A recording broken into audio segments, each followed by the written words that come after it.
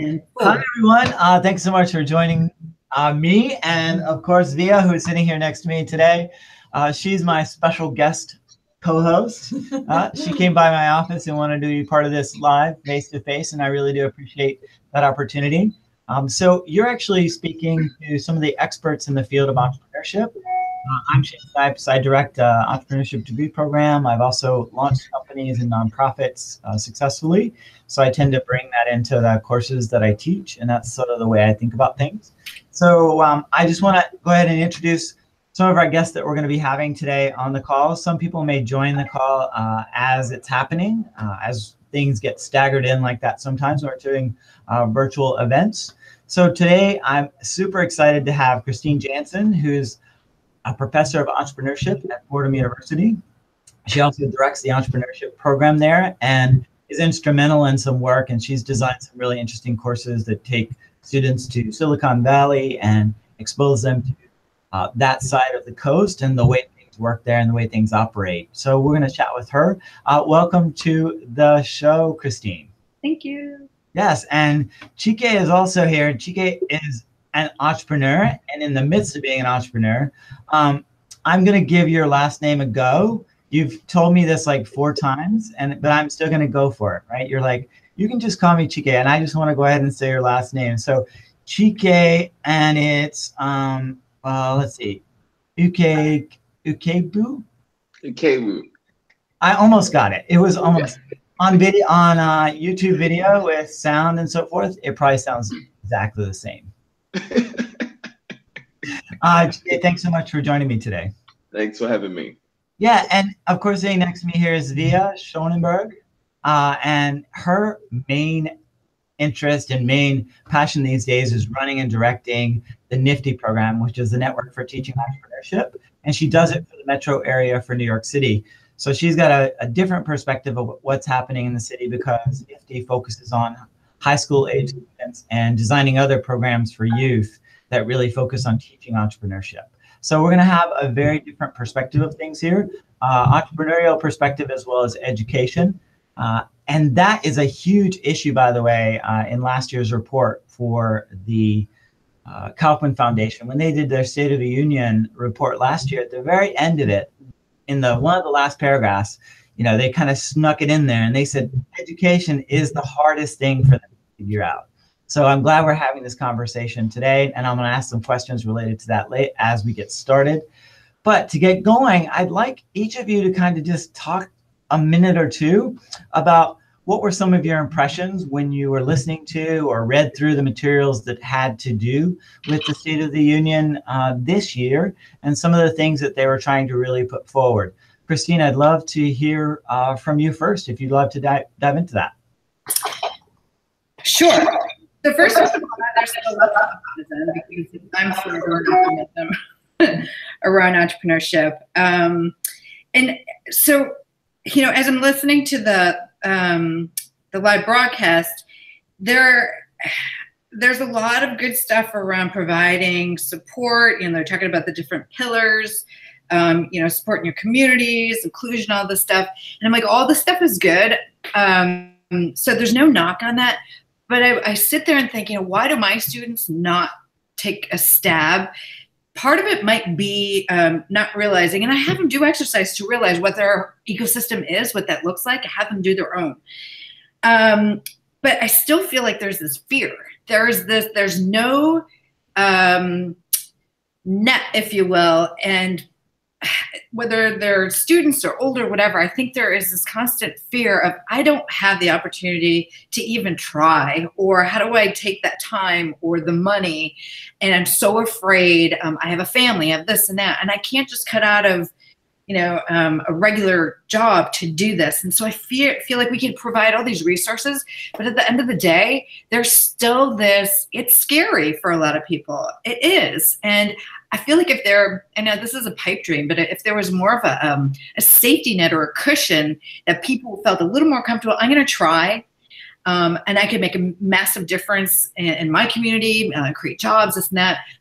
If there was some sort of net, like I said, I feel like you get more people in the game. And I don't know necessarily how to fix that, because nobody gets, necessarily free money. You might get some funding, and that's always a challenge getting to. But I still think there's an underlying fear that holds people back. You want to talk about what are the barriers? I think that's one of them. Excellent. Very good. And Chike, I'd love to hear your perspective on that. You listened as well to parts of this.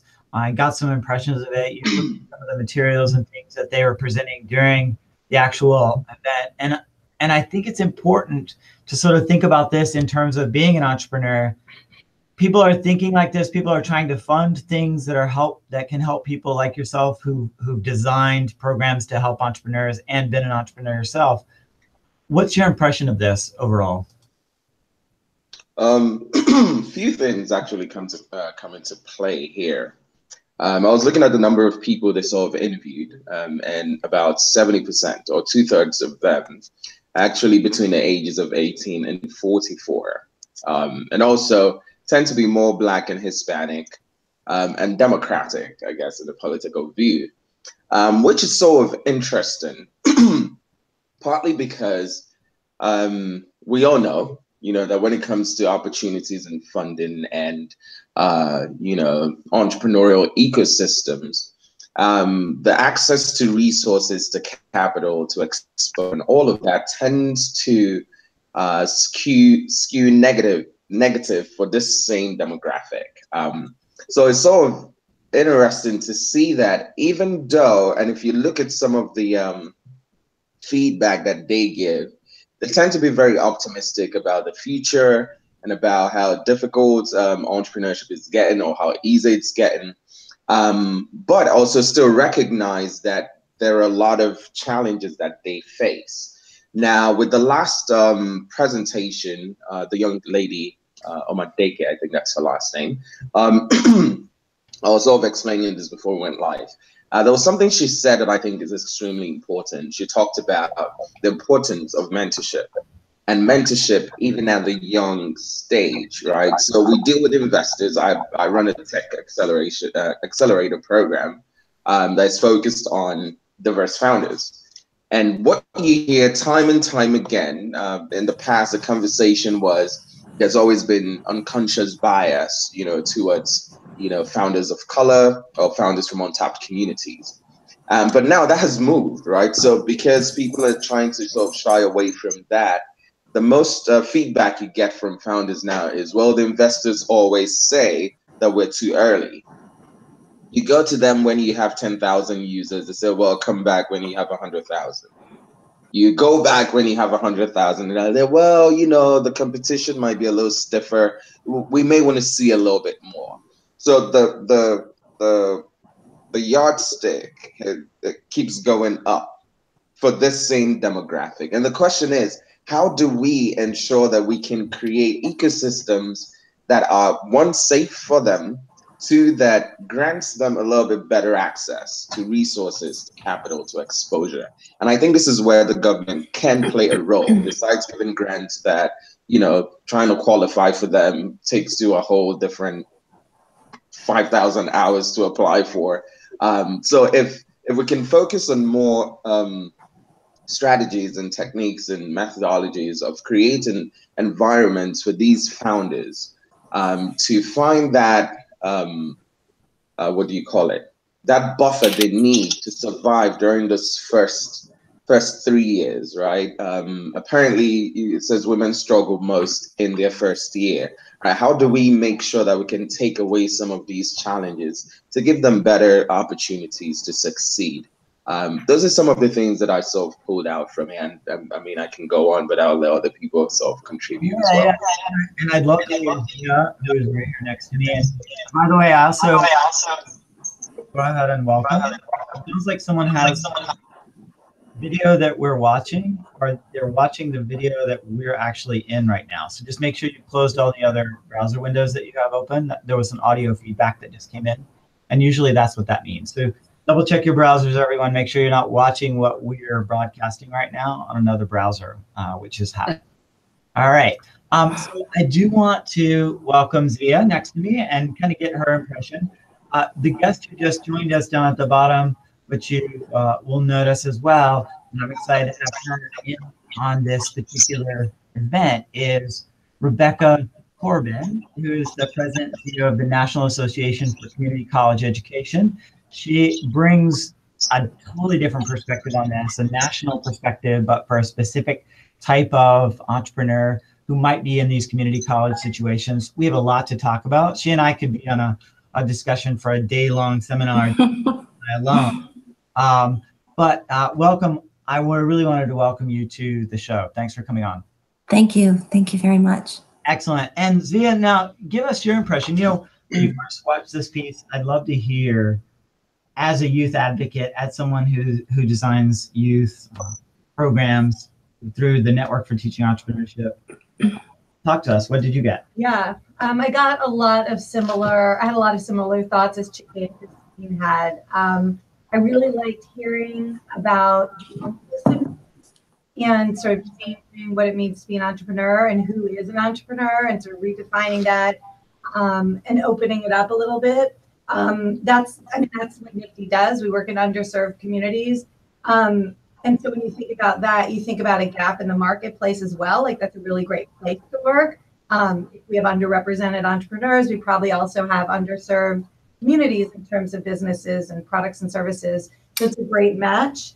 And I do agree that there is an issue of a safety net that a lot of these entrepreneurs from underrepresented communities face. But one thing I think is great about youth entrepreneurship is that, you know, by reaching kids at a young age, when they're still in high school, sometimes even in middle school, you really help them develop that mindset that, you know, that they believe that they can be an entrepreneur, that this is possible for them. And they work from a younger age to start developing that network, and, you know, getting into these habits that will really benefit them in the long term. So the other thing about youth is that there's less of an opportunity cost. Like, sure, adults can't step out of their family obligations, right, to start a business. The kids don't have that yet. The opportunity cost is a lot lower. And so I think that that's a huge factor. And among Nifty students, we have 25% of alums who started a business versus 2% of 16 to 24-year-olds in the general population. So they're trying it. Now, they don't all become entrepreneurs for their whole life. That's fine. But they're trying something that maybe an adult wouldn't have, you know, the ability to try. So I do think that there, you know, I didn't hear so much in today's presentation about what to do about these barriers, but I do think that starting younger is one approach. And now I'd love to hear from our latest arrival into this discussion. It's time, I think, to move a discussion toward, we talked about diversity, we talked about the safety net, we talked about those pieces. And Rebecca, I'd love to hear some of the ways that you're planning or thinking about how the association can help with this, and what are some of your general impressions? How do they overlap on a national level with what you see at the community college level? Okay, well, great, and welcome everyone. Thank you so much, Shane, for inviting me. We share a passion and a love for community colleges. I personally have been working in this space for the last decade and absolutely love the vibrancy of it. So the big takeaway that I had this morning watching the address from Kauffman were a couple of different things. Is that the stories that emerged as you saw the videos and the people that spoke about their experiences, that's really the nexus of where community colleges touch literally every single community across the country. You can't drive, I don't believe, more than an hour without passing one. So what I was struck by listening to the comments this morning is really overlaying the infrastructure and network of community colleges that are committed to entrepreneurship and innovation, but bolstering that with the research that Kauffman is providing, with a lot of the energy that's happening with a lot of foundations, really be transformational.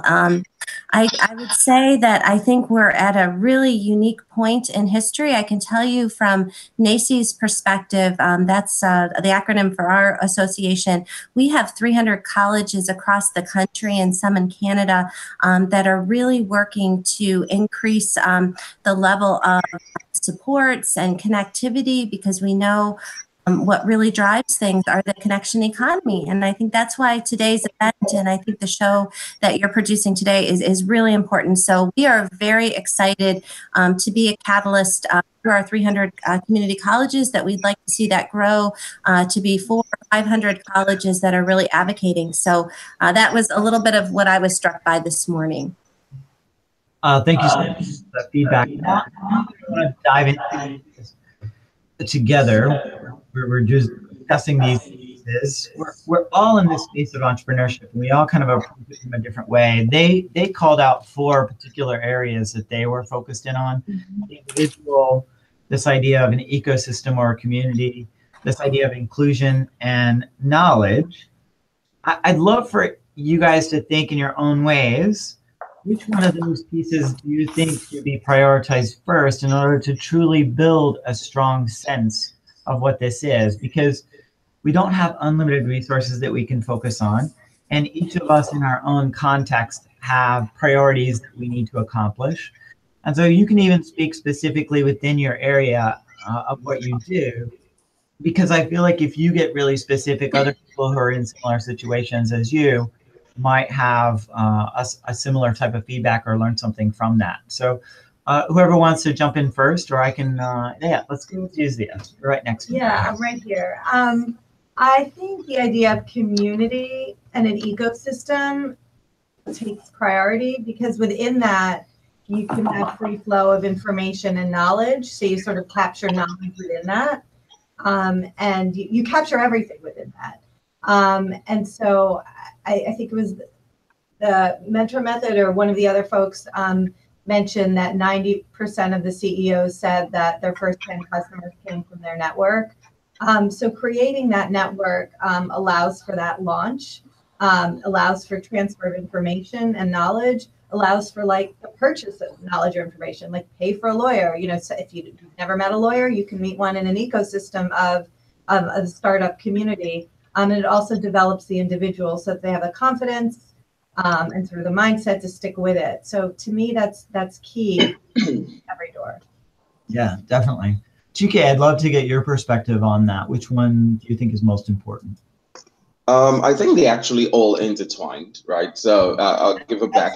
Yeah, that's the easy way out. And I want you to specifically, because I think specifically choosing it forces us to make the decision. As entrepreneurs, we have to make hard choices. So what's the hard choice?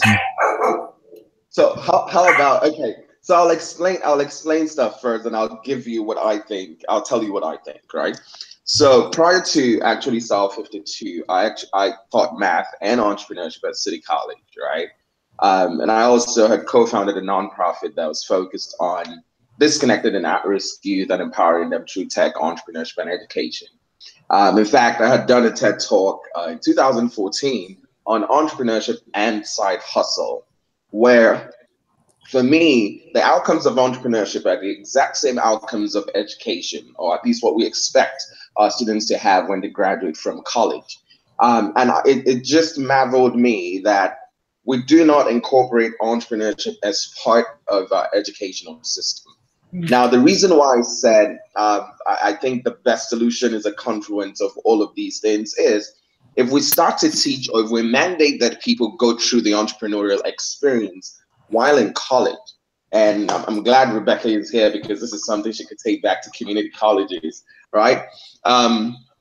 It better prepares them, right? So my argument was for at least the African-American community, African Americans were still the highest with unemployment rates, highest with underemployed rates, which means that, in fact, I think at the time, it says 56% of African Americans with a bachelor's degree were underemployed, which means they were working in jobs that did not require their bachelor's degrees.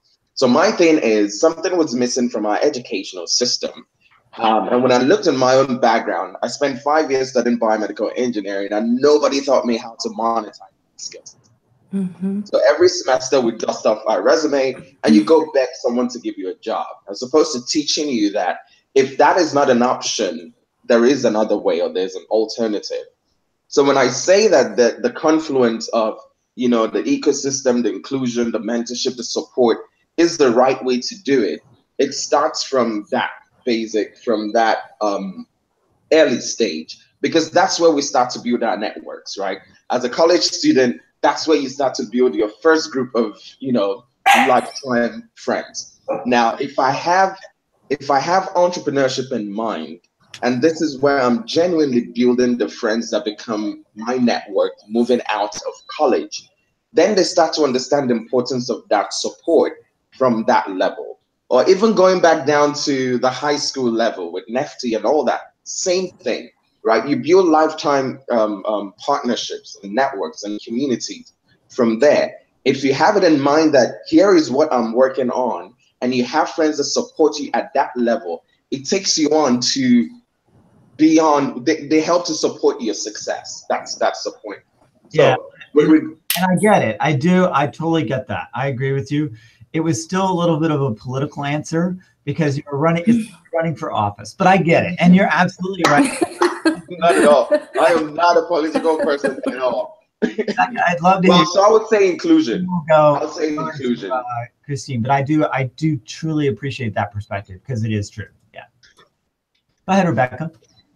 Okay, great. So I will give the non-political answer. I agree with what everyone said. I think they're all important, but I'd like to really dive into the new nature of entrepreneurship. And Shane, I'm sure you know that this in your work as an entrepreneur and a faculty member, we are teaching students and preparing them for jobs that don't exist yet. And I think the critical nature of the gig economy, the importance of teaching critical thinking skills, we really need to teach our students to be very adept and very flexible. I truly believe community colleges are the ideal environment to do this because we have a lot of adjuncts that are teaching because they love to teach. And we have a lot of very good faculty that sort of provide the backbone. But I think about this in terms of some of the technology that's emerging where we're going to have self-driving cars, we're going to have robots that can do all of these things. If we continue to teach things in the same way and experience things in the same way, I think we're failing our students. And so we feel very passionate at NACCE that we want to sort of be on the cutting edge. To get to that point, do we have to do ecosystem mapping? Absolutely. NACCE published an article just yesterday, an Education Dive about this. We're very passionate about getting people to understand the assets in their community, linking arms with others. But I mean, the bottom line is the world that we live in 5 years from now is going to look nothing like the world that we live in today. So I think we're in a good place for entrepreneurship. So I guess I would go, if I had to vote, I would go with the new nature of entrepreneurship and the critical role that all of us have in, fostering, relationships and methodologies to get our students and our community members there. All right. Yeah, definitely. And Christine, your perspective of having design programs and as well as your students, how do you feel like the students are different? We're talking the community college conversation, Rebecca and I work at Fordham at the MBA level, but there's a real difference. And mm-hmm. That difference, do you perceive it? And which one of these four really addresses it? What's that? Between community colleges and four-year, or what? Yeah, and does the four that we've been talking about, first, which one do you really think is most important for your programs and the way you're presenting what you're doing? And then secondarily, to connect back to this difference between 2- and 4-year colleges and how these pieces might fit together. Okay. So I'm going to go with the first one at the individual level because I think it comes down to the individual and that they have, you need the ecosystem and tools and stuff. But even with Kauffman, they said, we've got all these, more open digital learning platforms. Cool. There's so much stuff out there for people to learn about entrepreneurship that frankly, that could trump a 2-year or 4-year degree. You don't need a degree to be an entrepreneur. So that gets to be a sticky. That's true. Too. And if we as educators are going to stay up on top of the change and innovation and where these jobs are, we can't keep teaching in the same way. The education system is so outdated. And I know at Fordham in the business school, we keep teaching kids the same things in the same way and prepare them to go get a job somewhere else. That's the de facto process. Mm-hmm. And so I'm kind of other. I love that you said, Rebecca, that you were talking about teaching these kids, preparing them and giving them the skills they need for jobs that don't exist yet. That is my mantra. I'm with you 100%. Yay. Okay, oh my God, I'm a fan. I'll give you a high five. But I don't see that. I mean, higher ed is stuck in it, and they're dinosaurs. So if you look at what Kauffman is offering for entrepreneurship education, there's all these other platforms out there, whether it's Udacity, Udemy, you name it. Students could go there and learn, for next to nothing, some skills. But that doesn't mean because they sit in a class that you're ready to go and to be an entrepreneur. So you have to depend on that ecosystem to help you, move forward. I get that. So that's super important.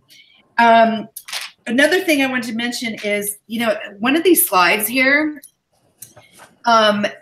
talking about what has gotten easier or harder for business owners to accomplish. And so many of these things are around, okay, the hardships of leaving a business or not going down a typical career path that students are programmed for, how to make my business profitable, sources of funding, tax issues. So much of the stuff is draped around money.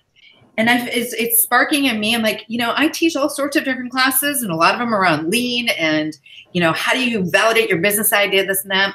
And then they could jump and take a small business finance class. But there's that piece missing in there of how do I even get started? How do I even sales and profitability? And, the government needs to do their role in giving tax breaks. That's like the one thing they can do, because clearly in the slides and presentation, the government's not doing enough, and we can't sit around waiting for them.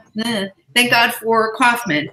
But so much of this has to be taken into the hands. We got to take onus of this, as I say, we as entrepreneurs, but as educators, they're screaming out there for certain things that they still need help with. And I mean entrepreneurs. So whether it's in a traditional institution or otherwise, there's tons of opportunity there for people to learn to be entrepreneurs. But I am going to go back and challenge and say, as far as education goes, higher ed needs to change. If we are go to the high school level with Nifty, are we preparing these kids, anybody, to have that right mindset to say, yeah, I can do this. Why do I have to follow the typical career path? I can do this. I've got the tools, the resource, the ecosystem. So for them to even know that it's there and to believe that they can do it and they have the support, that will take away a lot of the fear of people going, I don't want to jump ship. I'm going to take the safe way, and I'm going to go get a job and work for somebody else. And that's exactly what we don't want them to do. So I don't know if I answered your question, but I get really passionate about this stuff. Definitely. And I hear about the higher ed advocacy to change. Zia, jump right in. I just wanted to add something. I'm so glad that you guys are so excited, because this is what excites me too. And I feel like it's actually damaging that we're continuing the old methodologies of teaching. I agree. They're checked out. They're learning tasks that they're never going to use in their real life. And I think that those repeat the things that they're learning from K through 12 are actually damaging to them and to their prospects once they become an adult, and they're going to have to change gears. So I think it's helpful to have courses like Nifty and other courses in entrepreneurship and that mindset. The younger and younger you can go, because it just trains your mind to think like you're going to need to think in order to have a livelihood. Yeah, and I'm going to jump in here with a slightly different direction to what's been said, which is I'm witness to in our school and in the programs and things that we're trying to accomplish here at BMCC, the students coming in with very limited writing and reading ability. That's a real outcome of our education system. So the students that Zia gets to work with oftentimes are the students that don't match that. So since that's the case, and or they have those things are being dealt with remediation at that point, where they can learn to write better, where they can figure out how to use spreadsheets because it's part of the class that they're taking, they do not actually come into our college with those kinds of abilities. And I think that's a bigger epidemic that is part of the communities where we're seeing this lack of inclusion, because people kind of feel like, do I actually have the ability to balance what I'm going to be taking in monetarily? I have a very good friend in New York City. She owned a business for several years. She was able to get by, but she never grew her business. And ultimately, she went out of business as things changed and transformed in her industry. And that happened over the course of only 6 or 7 years that process happened. And she never had the math ability to do any of the things that she could have dealt with, despite the fact that all these programs are available. That hits something home in my mind, the inclusion side. That's why I think the inclusion component is the most important piece that we have to figure out, because the education, the fundamental pieces of education, we're assuming that people actually have that to abilities that would allow them to create a company. Is that in fact the case? Anyone have any feedback on that? You know, I have a couple thoughts on that, Shane, if you don't mind. You know, as you're talking, I'm thinking too about really the effectiveness in using other kinds of methodologies to solve problems. I know we probably all dabbled a little bit in design thinking. And what I love about that approach to solving problems, whether we're working with presidents or faculty or even students themselves, is really that bias toward action and the deeply rooted nature in empathy. Because I think to solve things, and I agree with you, every time somebody talks, I think, oh my gosh, yeah, that's the most important one, because they all are important. But I think to really make change, whether we're dealing with little kids that really benefit from Nifty, or we're dealing with people that are disadvantaged, whether they are under-resourced in urban or rural areas, we need to start by just really understanding how they see the world and what their needs are before we can jump into solving those problems. So I think one, to sort of a bias for action that we've seen work very well in some of the 13 Appalachian states, which are more rural, that has spurred on some work in the state of California statewide, is really looking at maker spaces and sort of this adoption of, I think, what people used to think about of, sort of making things. But what making things does is it taps into a person's creativity. And I think sometimes what education does is it beats the creativity out of kids. I mean, think about it. At least in my generation, you were told to, sit still, raise your hand, follow directions. And then all of a sudden people college and you're trying to tell them to think differently. And so I think, using strategies that we can be flexible and nimble, and we can equip not only faculty, but students themselves to be masters of their own destiny. You untap and unleash not only creativity, but, the power to transform communities. So like everybody else on the call, I get very excited about this because I think there's a ton of resources. There's actually a lot of money. I don't think we have a money problem. I think we have an organizational problem. I think sometimes we have a messaging problem. And I think, days like today is really our opportunity to really think about what's possible for a different future. So that's kind of what I was thinking as you were speaking. Yeah. Christine, were you going to jump in? No, I'm listening. I don't have perspective from the community college viewpoint. This is not my space. But Rebecca, I know what you're saying. Start a new university. I'd love to get your perspective. You work with a lot of diverse founders, people who are coming in. One of the things about your organization that I really like is that it really does kind of champion a diverse founding team. That's what I just talked about. We just looking at the people who are managing to pull themselves out of this, or have happened to have the right kind of situation to get them into this place. I missed your last statement. It kind of blanked out. Yeah, sure. I think one of my main points of this is we have these solutions around, like your accelerator or your incubator. We have, 4-year degree programs like you've seen. We have the associations and even the youth programs here. How do we, or can we actually address the bigger issue? And I liked your point, Rebecca, about incorporating design thinking into any solution that we're thinking about, and not coming in with the canned solution. I like that part of it. But how do we, and how do you, even in your work, try to include people that aren't already attracted to what startups are doing? I think it's exposure, right? So I advocate that schools partner with innovation centers or founders, bring them into spaces where they have to work with students. And just like, I think it was Rebecca who talked about that, when you give people the opportunity to creatively express themselves, it triggers something else that comes into play, right? So the ability to partner, either accelerators with schools, or schools set up their own innovation hubs where people can come and be creative, will sort of, help out. That's one. Two, being intentional.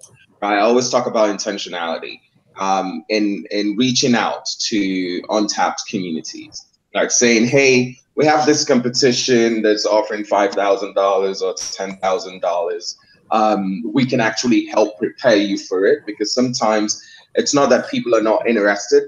It's sometimes people think that they're not capable of doing things that they are actually able to do, or thinking that. So when City College set up its Zion Innovation Center, I had to go in and talk to a lot of the NSBs and the,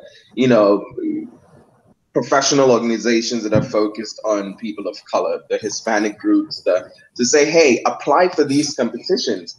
And those competitions were given away over $140,000 over 4 or 5 different competitions, and we're not getting any people of color applying to any of them at all, right? So being intentional. Same thing I tell investors. You talk about no pipeline. No, there are pipelines. There are HBCUs. There are, ecosystems that are focused on, minority populations. Being intentional in reaching out to them, and providing support systems that sort of guide them or prepare them for what you're looking for, will sort of help bring them out of the woodwork. So I think, part of the solution is, one, being intentional to exposure, to being able to create without, limitations, or without the constraints of our educational system. Yeah. Excellent. Yeah. And Christine, I'd love to hear your perspective. You've designed some programs that sort of break out of this geographic situation of being in New York City and only working in New York City, or only working in a particular place. And your network is national. So as well as, in fact, almost all of us, myself being one of the more local people and Chike being another more localized solution. I'd like to hear, how do you build those types of relationships to either expand educational opportunities at the same time as trying to address one of these 4 components: individual, community and ecosystem, inclusion, or the building of larger knowledge? What do you think? What are some of the keys to build those national type partnerships? Okay, well, since Fordham is a Jesuit university, the low-hanging fruit for me was to reach out to other Jesuit universities that are in Silicon Valley. So while I'm sitting here in Silicon Alley, there's nothing like the culture and the vibe of Silicon Valley. And so I'm taking advantage of the Jesuit universities out there to give my students the opportunity to go out and see what it's like out there, be inspired, etc. But I'm trying to set up a new course to collaborate with these universities and tap into each other's strengths. So we don't have an engineering school. We're not super strong in tech. So we can tap into, say, Santa Clara University and their engineering technology programs. They still look to New York, to be strong in business and finance. So I'm working on doing things like that. I think, and that's another part of the ecosystem. Like, how do you expand the system for this? Give them the exposure and inspiration. But that's one of the things I'm doing. It's just, again, low-hanging fruit for me. And it blows my mind that this university is, 100 some years old and nobody's done this before. You know what I mean? That goes to everybody being in their silos. I mean, some people in the business school don't even know what's going on between finance and the marketing group. So breaking down some barriers, let's do some other things and give students a chance to really hone in. I'm big on hard skills and making stuff and building stuff. And it doesn't have to be, a 3D thing. I'm talking about, yeah, like hard skills. Like it's not, I don't want to sit and talk about theory. This is not about textbooks. This is about doing and building and tackling the problems. How do you create something new and preparing them for things that don't exist yet? Because it goes to the mindset of, yeah, I can tackle that problem. Yeah, I know how to build that. Yeah, I'm going to keep working on my skills to make sure I know how to do X, Y, Z. And get these kids out of the classroom and just like robots. I can't stand that. And so that's one of the things I'm doing now. And I love going out to Silicon Valley, and I keep building up my network, whether it's other entrepreneurs, VCs, connecting with folks at Stanford. It's awesome. So it inspires me and it inspires my students. And I kind of feel like I'm not too late, but I wish we could get to some of these kids a little bit earlier. That you guys are talking about. I agree, because I feel like I have to retrain some of my students to be, how do you embrace failure? That's one of my favorite discussions. Reprogramming. Yes, you can. And you have so much opportunity out there and things to do. But they come into college going, well, I'm going to go here because I'm going to major in X. And they're pigeonholed. And I just wish we could get away from that. And that's why in the back of my head, I have this pipe dream of starting my own institution someday, university, whatever, that completely throws the existing industry upside down. And I kind of feel like if we're going to stay in step with, innovation of business and our economy and what's happening even down the road 10 years, we need to be changing how we are educating and how we do it, what we're doing, etc. Don't even get me started, because that's like my big soapbox platform. Yeah, I'd love to hear some of the ways that you're thinking nationally and thinking about crossing boundaries like this on a scale that's larger. Yeah, I mean, the way I see it, we're all doing the same thing, but from a different angle. And so for Nifty, anytime I talk to anyone, whether it's talking to you, Shane, and trying to figure out a partnership with BMCC, or talking to some corporate person who's interested in getting involved, like, we have an asset. We have tens of thousands of young people from underserved communities that are interested in entrepreneurship, and we're teaching them business skills. So we have this asset of these students. We have this asset of these alums. We have these corporate funders. Like, we're bringing something to the table. And so, if you're talking about pipeline or inclusion or all of that, like, talk to me, like, talk to us. And I think that gets people excited, because people want inclusion. People want to reach this next generation. Like, you guys want it. Everybody wants it. We want to get to kids younger. So that by the time they reach the community college level or adulthood or wherever they are, they're prepared to do the things that we need them to do for us. Like, as we age, we need them to be prepared to run the economy. So I just think viewing whatever institution you're in, or whatever constituent or stakeholders you represent or work with or serve, like, viewing them as an asset and how do all the pieces fit together. Like, to me, that's always been the best way. And sometimes it doesn't work. Sometimes it's like, oh, we're not trying to talk to young people. We're trying to talk to, older adults who excluded from the economy. Well, that's fine. Then we're not going to partner at this moment, but like, we're all here together. Right. And sometimes the pieces do work, if you view it as an asset. Sure, absolutely. Yeah, and Rebecca, I'd love to just close that out with a quick comment, if you have one, related to the national and larger scale partnerships. Yeah, so I love what everyone said.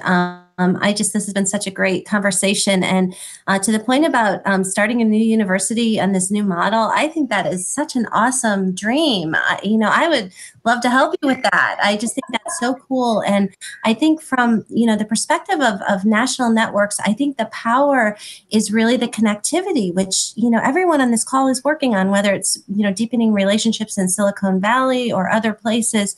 That is where we are, and that's where the value is. And I think from my perspective, even growing NACCE and deepening our roots, we're not talking about building new buildings. We're talking about using existing community college assets. So we don't have to spend time raising millions of dollars. It's, we have so many assets in front of us. If we can just marshal the creativity of people on this call, and hopefully people who are listening, I think we have a tremendous opportunity. I think the fact that Kauffman is interested in this, and, just with the resources on this call, I mean, imagine how many lives we could impact by working together on the continuum, K-12, community college, universities. I mean, that's where the action is. So, my final thought is, meeting people like you virtually from my own office, I'm just very encouraged about the future. So I think however we can collaborate to make things more robust and vibrant, I'm 100% with you. So thank you for the opportunity, Shane, and everybody. It's been a pleasure to meet everybody. Yeah, Rebecca, thank you so much for those remarks.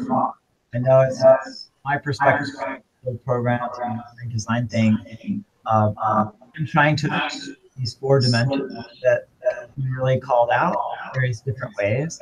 And I think we all are trying to do that. As closing remarks from each of you, I'd love for you to think about one aspect of what you've heard about, just as Rebecca has done. Think about one aspect of what Kauffman is doing, and really what does it mean for the next few months for the work that you might be working on, if you could address that. Chiki, I'd love to come to you first if you have that ready off the top of your head. So I definitely would like to talk to actually all of you on how we can collaborate in making stuff happen. I think you have assets that are extremely important to the building and the growing of entrepreneurship, not just in New York City, but globally. So I would definitely love to, have a conversation on how we can work together to forward some of the things that we're doing. With regards to this, I think, Kauffman is doing a great job. I mean, I don't have to say that. I'm sure they know it as well. And I would definitely love to. I'd love to see the full report. I haven't had time to sort of really look at all of it. I'm sure there are nuggets in there that I believe would not just help us, but help the ecosystem at large as well. So I'm looking forward to a broader conversation about their findings and how we can contribute to that. Yeah, and to the changing of the college ecosystem or the college structure, and the advocate for that, Christine, you're the big advocate for that. How do you think this report and what they've offered to us today and the event could help with that, or could move us forward in different ways? How can Kauffman help us? Well, what happened with Kauffman and the information that Kauffman gave us? What directions does that point us in when it comes to the issue that you find really important? Okay, hopefully I understand your question properly. I mean, Kauffman is, they're not just about education. I look at them as helping to, lobby for new policies and helping the ecosystem at a grand scale. So they can go in and help with, tax incentives and other policies and stuff to make the ecosystem more business friendly and supportive for entrepreneurs. Okay, they can do that part. Our part, I think, is more in the education piece. We can't, at this level, I'm not able or necessarily interested in influencing policy, but we can only depend on our government for so much. They're going to look to us in private industry and those in society like us, educators, to do their part. And we have a lot from the education standpoint. So let them do their thing, partner with them. They provide all sorts of education as it is anyway, but we're in the front lines and hardcore with education. So our job is to be more entrepreneurial and innovative in what we're offering and delivering. And hopefully with having their support from a higher level, we can kind of strengthen that ecosystem, if you will. But I've heard, from a government level, they'll even say, from as a Department of Intelligence, we can't fix all these problems with security and privacy and encryption, all this. We need private industry. So they need entrepreneurs and they need us because they can't handle it. They don't know how to solve this stuff. They don't have the funding, et cetera. So they need us and they need us to support more entrepreneurs. It's clear. So, okay, I'm off my soapbox. Okay.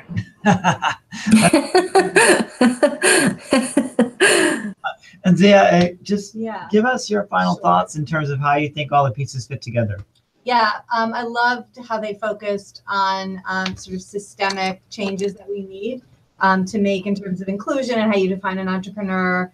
Because I think it speaks to the fact that we're leaving a lot of talent on the table. Mm-hmm. I agree that we are the boots on the ground, and that's our job, and then that's always been our collective in this group. It's always been our job. So I like the recognition, but I don't know that it changes anything, literally for our day-to-day. Yeah, absolutely. Boots on the ground. We all have to get out there and actually do things now and make things happen. I'm very excited about potential partnerships and collaborations. It's always good to actually spend time with each other, even if you're in virtual, in different virtual places. Ideas come up, other possibilities come up, and I welcome any partnerships that come out of it. Thank you guys for being part of the show today. Thank you so much, everyone who's been watching. You truly have been an inspiration. Your questions, if you have them, please put them on the YouTube channel. Some of these guys will be on the YouTube channel and might be able to have a conversation with you. So reach out to them. You also see all their bios are available there in the description. So you'll be able to connect with them either on LinkedIn or other organizations that they're part of. Thanks everyone for being part of the show today. Great. Thanks everyone. Sure. Bye-bye.